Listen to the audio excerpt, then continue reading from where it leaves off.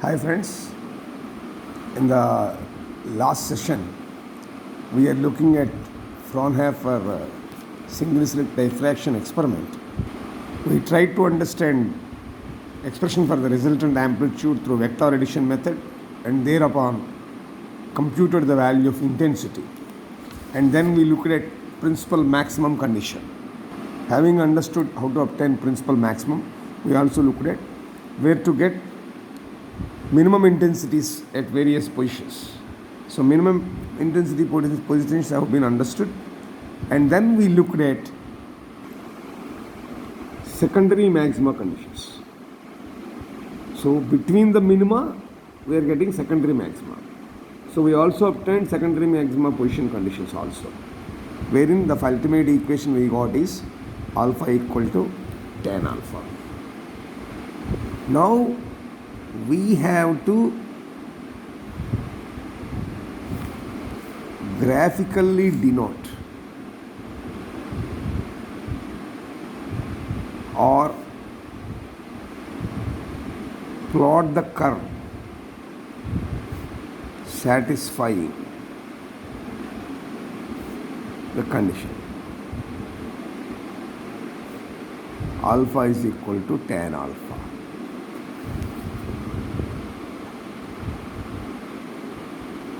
Now, when you draw both on the same, then you will definitely find some points of intersection. Point of intersection of two curves. What are those two curves? One is alpha value, another is tan alpha value. When both of them are represented in a single plot, you definitely find points of intersection of the two curves. Now, these points of intersection of two curves gives the values of alpha that satisfy the equation. That means we'll take two conditions. Y equal to alpha is another condition, and y is equal to tan alpha is another condition. Now when the graph is plotted, let us see how does it look like.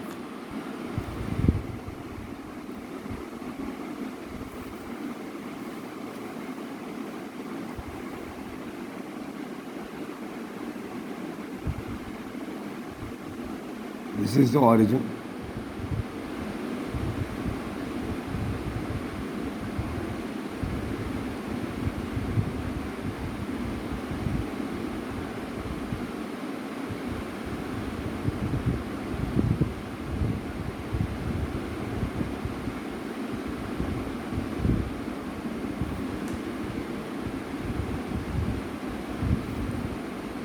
Like this, curves will be coming.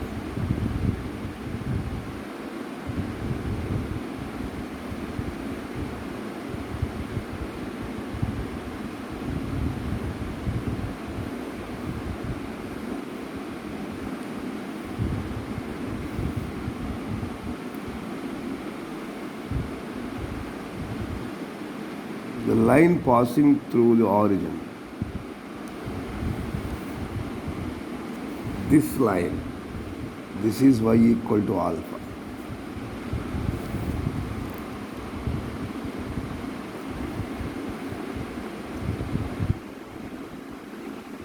This is y equal to tan alpha, this type of curve.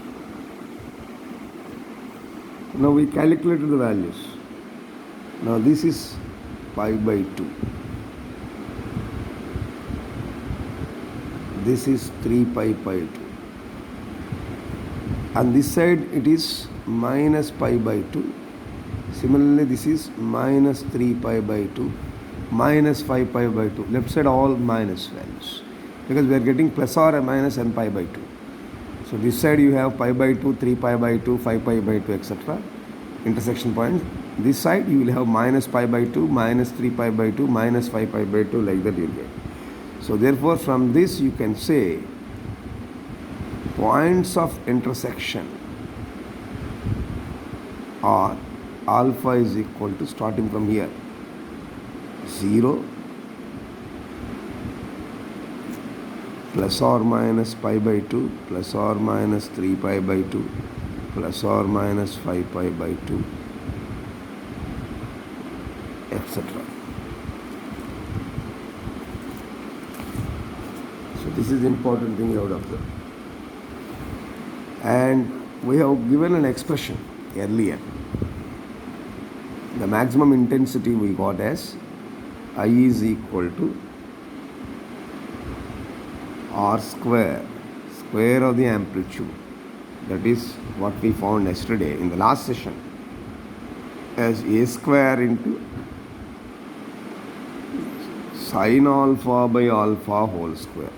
This is the expression we got. Now these values of alpha, if we substitute here, so substituting values in this equation,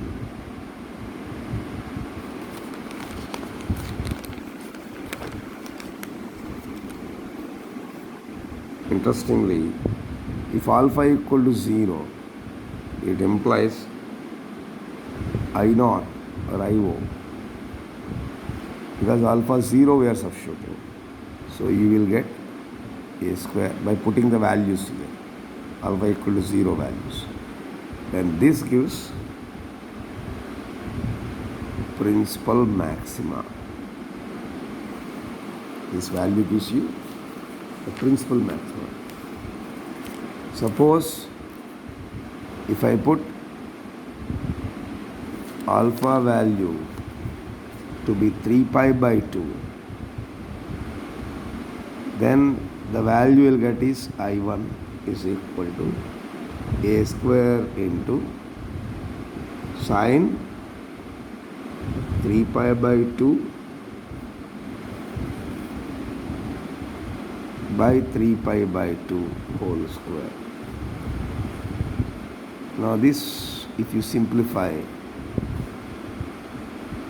it will come around A square by 22. This is the first secondary maxima.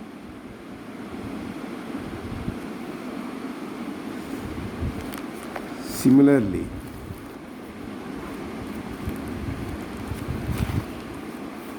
if I put alpha as 5 pi by 2, then the next value you will get is A square into sine 5 pi by 2 by 5 pi by 2 whole square. Now this comes around A square by 62. What is this? This is secondary maxima. That means here you have principal maxima. On either side you will get first secondary maxima, second secondary maxima, like that. Here also you will have secondary maxima. In between you will have minima. That is what is the interesting point here. So in this expression, if alpha equal to 0 is put, you are getting principal maximum. And when you go on substituting with different values, plus values, you will have this right side, secondary maxima, first secondary maxima, second secondary maxima, third secondary maxima, and so on. So from these values, or from the substitution of these values, it is evident that most of the incident light is concentrated in the principal maximum, and rest is simply distributed on the into the secondary maxima. That is what we have to understand. So what I mean by saying that is, if you go on substituting these values, principal maxima is coming here. So alpha equal to 0 substitution gives you principal maxima. Alpha equal to pi by 2, 3 pi by 2, 5 pi by 2 positive values, they are giving first secondary maxima, second secondary maxima, third secondary maxima, etc. etc. So that means this calculation helps us to understand that from this it is evident that most of the incident light is concentrated in the principal maximum, and the rest is distributed into the secondary maximum. Now let us understand how the intensity can be distributed across. With this background, let us understand the concept of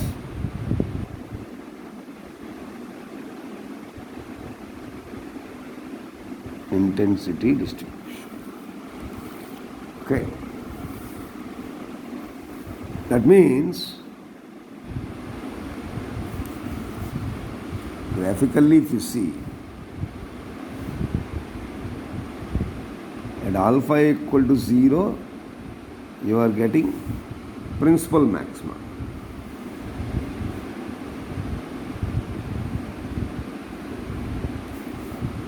Right? Thereupon, you are getting secondary maxima. Similarly,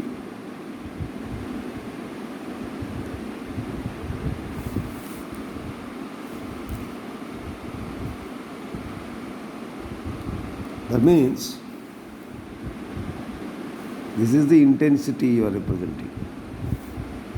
This is 0. This is 3 pi by 2.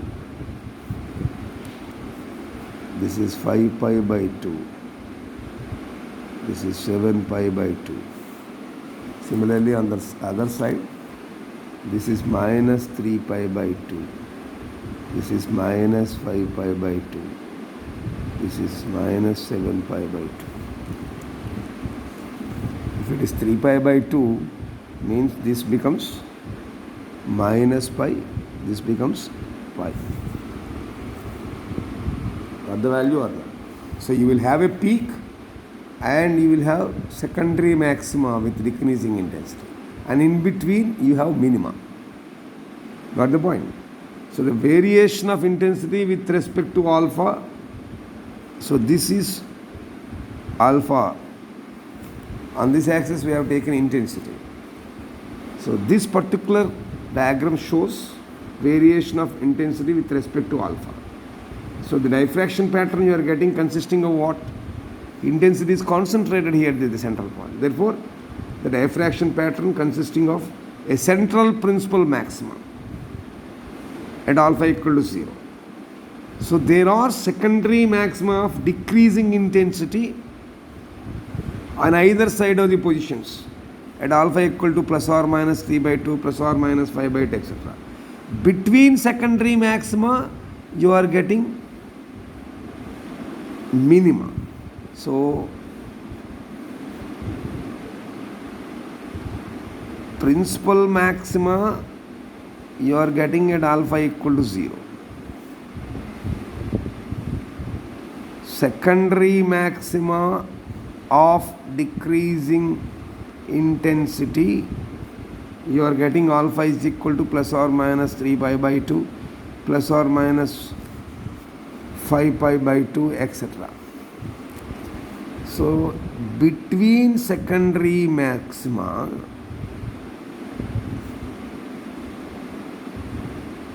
what we are getting? Minima positions at alpha is equal to plus or minus pi, plus or minus 2 pi, plus or minus 3 pi, that is plus or minus n pi. At those positions, you are getting minimum positions.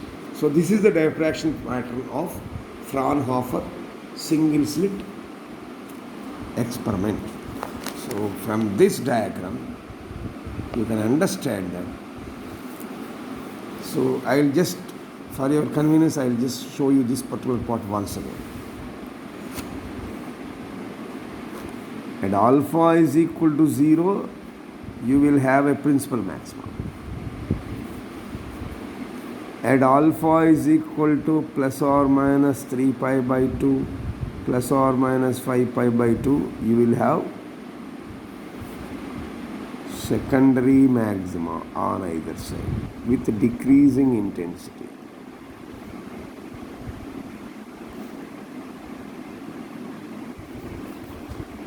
Got it?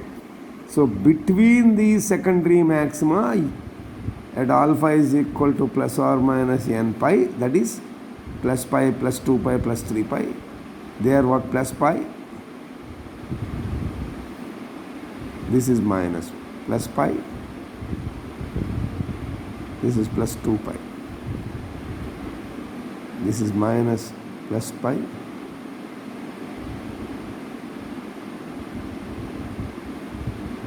Minus 2 pi, minus 3 pi, etc. Whereas this value is 3 pi by 2. This value is 5 pi by 2. Whereas this is minus 3 pi by 2. This is minus 5 pi by 2. And so on and so forth with decreasing intensity. That means at alpha equal to 0, you will have principal maxima. Entire light is concentrated here. On either side, you are getting secondary maximum of decreasing intensity. Between the secondary maxima on either side, you are getting minimum. So this is what Fraunhofer single slit experiment related intensity distribution plot looks like. Right? This is about Fraunhofer single slit experiment. As far as university question is concerned, when you are explaining this experiment, what you need to do is, this part you have to explain, and as shown in the last session, you have to show the derivative part of the phase difference. From phase difference, you have to calculate resultant amplitude. From resultant amplitude, vector addition, you have to arrive at the value of resultant amplitude. From resultant amplitude, you have to arrive at intensity equation. Then we have to explain the principal maxima conditions. And in principal maxima, various values followed by principal minimum intensity positions we have to explain. From minimum intensity positions, we have to arrive at intensity expression. From there, both the conditions we have to get. From both the conditions, we need to show graphical depiction of a plot satisfying both the conditions like this. From this, we have to calculate the positions of alpha. Principal maximum we have to calculate. Secondary maximum we have to calculate. And also, in between secondary maxima, initial positions we have to calculate. That is what we have said. This is to be explained, followed by intensity distribution curve. If it is an essay question, this is how you have to show the intensity distribution, right? Now let us look at understanding Fraunhofer double slit experiment. Now here in this experiment, interestingly, you will have interference and diffraction. Both can be seen here. So how, let us see. Before I am showing the experimental setup, things I am taking are a light source I am taking. This light source, let me call it as monochromatic light source. Monochromatic, when I say it has got single wavelength, I am taking two slits, let us say S1, S2. So each having a width of E. Okay.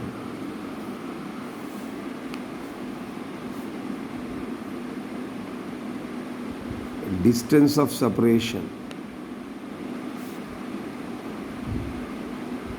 between the slits is equal to D.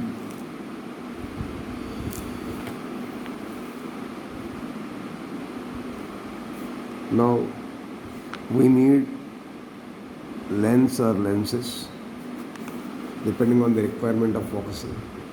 So this is the apparatus I require. I require a monochromatic light source. I require two different slits, each having a width of E. I am separating the slits with a distance of D between them. And let us see how both can be formed from this. right? I said I am taking two slits. One slit is here. Let us say another slit is here. Calling them as S2 and S1. This width is E. This width is E. The distance of separation is D. When I say distance width is E, distance of separation is E, then the distance between the middle points of the two slits will be E plus D. Right? Now what I will be doing is I am taking a light source.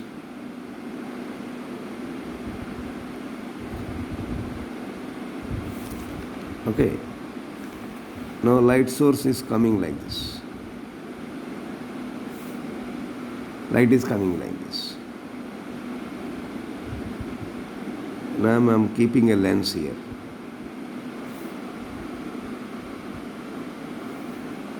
Then the light is made to incident like this.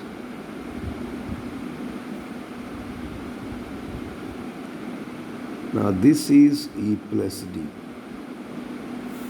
Distance between the middle points of the two slits. So a monochromatic light of wavelength lambda is incidenting normally onto the two slits. Here, the light that is getting diffracted from these slits is focused by a lens on the screen placed at a focal plane of the lens. That means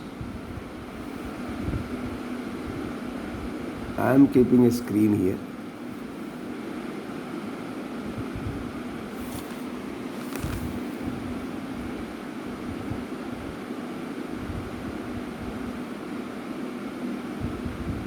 I am keeping another lens. Okay.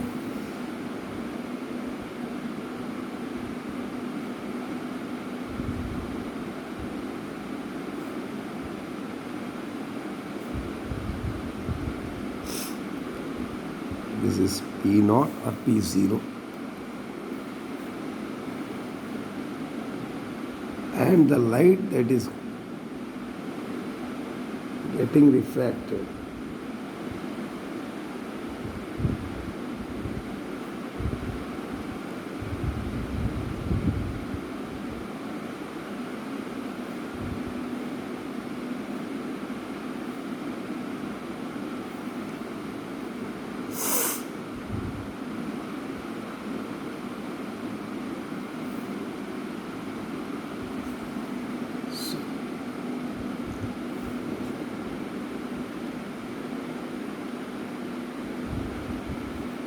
now this diffraction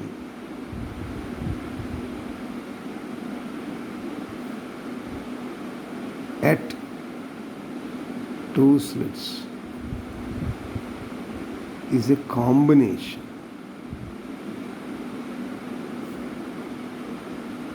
of diffraction as well as interference.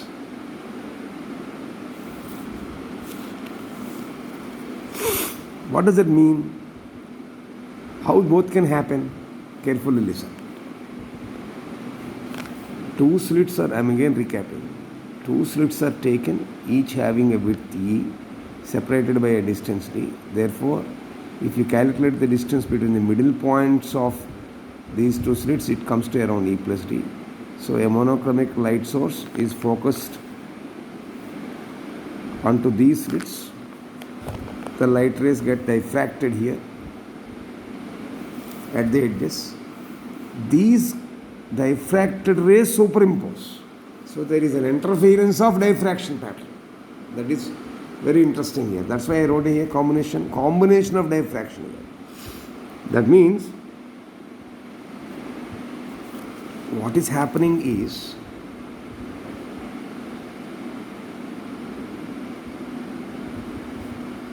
the pattern on the screen is the diffraction pattern due to a single slit. What I mean by single slit? See here, though we have taken two slits, each is a separate single slit now. So this is a single slit diffraction. This is another single slit diffraction. These two are getting superimposed here. So here the diffraction pattern due to single slits is being undergoing the interference process here. So that is what we mean by writing here. The pattern on the screen is the diffraction pattern due to a single slit on which a system of interference fringes is superimposed. Understood? I am repeating. If you take only one slit, let us say, this is single slit only, na? Similarly, this is also a single slit. So the diffraction pattern due to individual single slits, that pattern is getting superimposed here. That means there is a diffraction, there is an interference. So that is what we mean by saying the diffraction at the two slits is a combination of diffraction as well as interference. That is, patterns on the screen that is obtaining, that pattern is the diffraction pattern due to single slit. On to that, a system of interference fringes is getting superimposed. Normally, if you see here, when a plane wavelength falls on these slits, incidenting normally on the two slits, here the secondary wavelets from the slits travel uniformly.